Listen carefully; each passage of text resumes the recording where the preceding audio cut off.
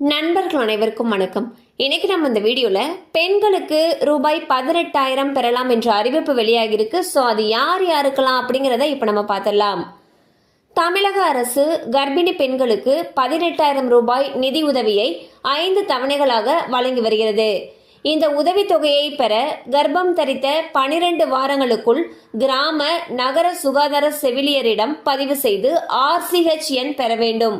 தற்பொழுது RCH எண்ணை வீட்டிலிருந்தே பெற ஏதுவாக http://picme3.tn.gov.in என்ற இணையதளத்தை அரசு அறிமுகம் செய்துள்ளது. இதில் ஆவணங்களை பதிவேற்றம் செய்து RCH எண்ணை பெறலாம். ஸோ பாத்தீங்கன்னா தமிழக அரசு கர்ப்பிணி பெண்களுக்கு 18,000 ரூபாய் நிதி உதவி தந்துட்டு வந்துட்டு இருக்காங்க. இந்த 18,000 ரூபாய் நிதி உதவியை 5 தவணைகளாக பிரிச்சு கொடுக்குறாங்க. ஸோ இதுக்கு நம்ம கர்ப்பம் தரித்த 12 வாரங்களுக்குள் நம்ம கிராம அல்லது நகர சுகாதார செவிலியர்கிட்ட பதிவு செய்யணும்னு சொல்லியிருக்காங்க. அப்படி பதிவு செய்கிறப்ப அவங்க RCH அப்படின்னு சொல்லிட்டு ஒரு நம்பர் கொடுப்பாங்க.